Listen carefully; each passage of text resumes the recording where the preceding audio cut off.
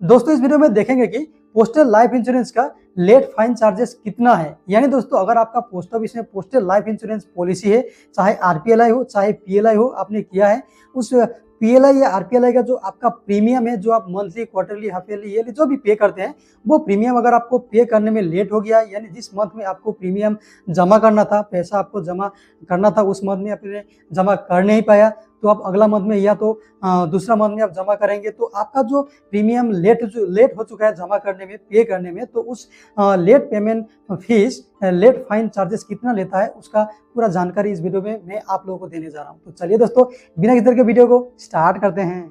तो देखिए दोस्तों, पोस्टल लाइफ इंश्योरेंस का जो प्रीमियम है, प्रीमियम का लेट पेमेंट फीस यानी लेट फाइन चार्जेस कितना लेता है, वो आपको दिखाने के लिए, वो आपको समझाने के लिए मैं यहाँ पे पोस्टल लाइफ इंश्योरेंस में जाता हूँ।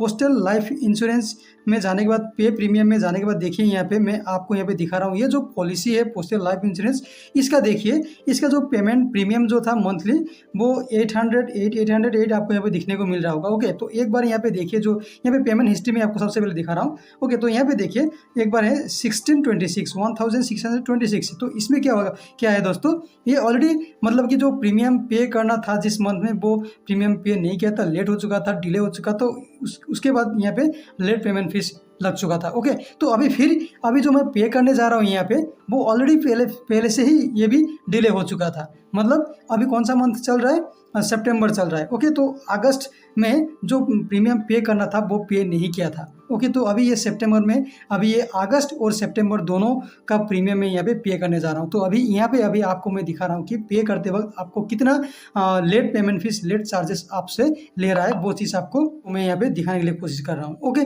तो देखिए, तो चलिए यहाँ पे मैं इसको पेमेंट में क्लिक करता हूँ। ओके, तो क्लिक करने के बाद देखिए यहाँ पे, अभी देखिए जो पॉलिसी नंबर वगैरह तो यहाँ पे आ चुका है। और अगर आप देखेंगे तो देखिए फ्रॉम डेट यहाँ पे देखिए 1 अगस्त टू 30 सितंबर। ओके, यानी यहाँ पे 2 मंथ कवर हो रहा है। मतलब जो अगस्त का पेमेंट किया नहीं था, प्रीमियम दिया नहीं था, वो भी प्रीमियम पे करना पड़ेगा। और उसके बाद देखिए 30 सितंबर, मतलब ये सितंबर मंथ का जो प्रीमियम है। ओके, तो मतलब 2 प्रीमियम यहाँ पे करना पड़ रहा है एक साथ में।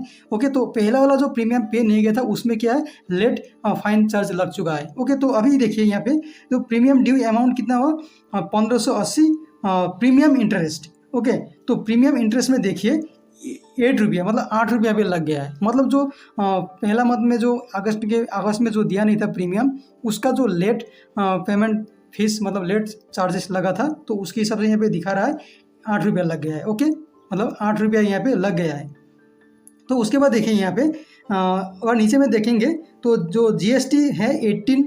ओके, तो ये जीएसटी आपको जब प्रीमियम पे करते हैं, वो आपको पे देना ही पड़ेगा। ओके, वो मतलब कोई लेट पेमेंट चार्जेस या फीस वगैरह नहीं है, जो जीएसटी है। उसके बाद देखिए SGST, UTGST, तो ये भी आपको मतलब कि देना ही पड़ता है। ओके, और उसके बाद देखिए नीचे में इंटरेस्ट ऑन CGST और इंटरेस्ट ऑन SGST, तो यहाँ पे 1 रुपया लग गया है। मतलब ये कहाँ से लगा, तो यहाँ पे जो प्रीमियम इंटरेस्ट जो आपको 8 रुपया लग गया था, जो आपका लेट पेमेंट चार्ज आपको लिया था, जो आपने जिस मंथ का प्रीमियम दिया नहीं था, लेट हो गया था, उसमें जो 8 रुपया का इंटरेस्ट लग गया था, तो उसके ऊपर फिर क्या हो गया, CGST मतलब central good and service tax लग गया 1 रुपया। उसके बाद फिर SGST state good and service tax लग गया 1 रुपया उसके ऊपर। ओके, तो टोटल कितना 10 रुपया बन रहा है।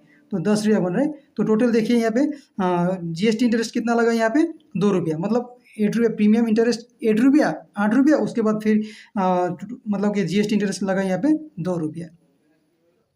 तो उसके बाद देखिए यहाँ पे आपको नीचे में टोटल जो आपका अमाउंट बनता है 1626।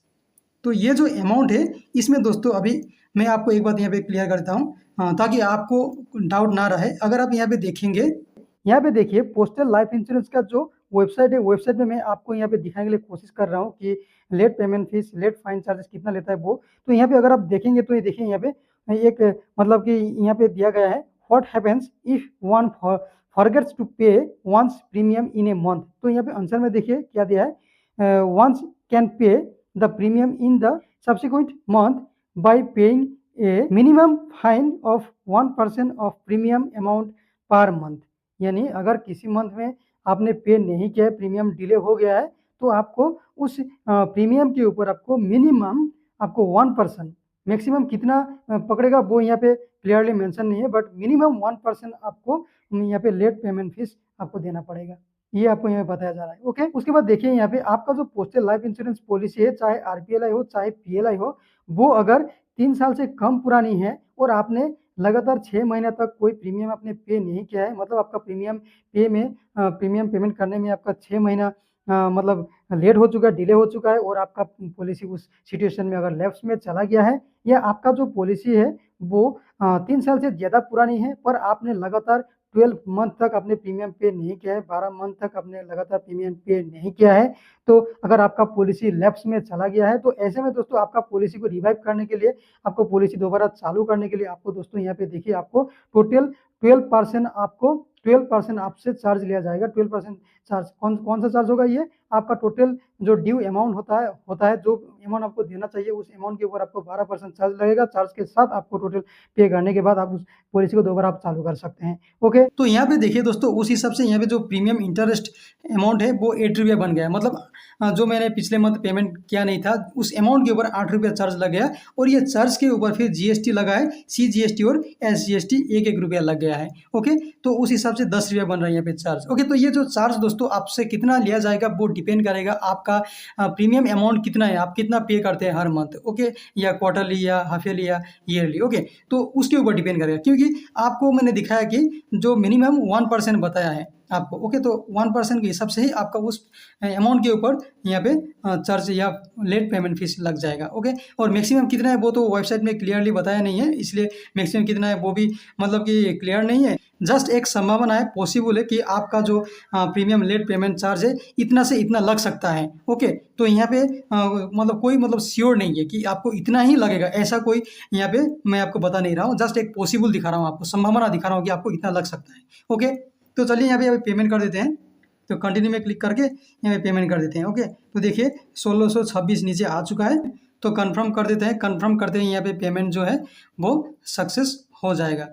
तो दोस्तों अंत में आप लोगों को मैं एक बात क्लियर कर देना चाहता हूं कि दोस्तों पोस्टल लाइफ इंश्योरेंस यानी पीएलआई या आरपीएलआई का जो लेट फाइन चार्जेस है, लेट पेमेंट फीस है, उसको बेटर तरीके से बेटरली आपको पता करने के लिए आप क्या कर सकते हैं, आपका नियरेस्ट जो पोस्ट ऑफिस है, पोस्ट ऑफिस में जाके आपको अच्छी तरह से पूछ कर कि पोस्ट ऑफिस में अगर आपका जो पॉलिसी है, पॉलिसी में अगर पेमेंट करना जो पैसा जमा है, प्रीमियम जमा करने में अगर लेट हो गया है, उससे लेट पेमेंट फीस कितना है, कितना हो सकता है, उसको आप बेटर तरीके से पता कर सकते हैं आपका नियरेस्ट पोस्ट ऑफिस में जाके।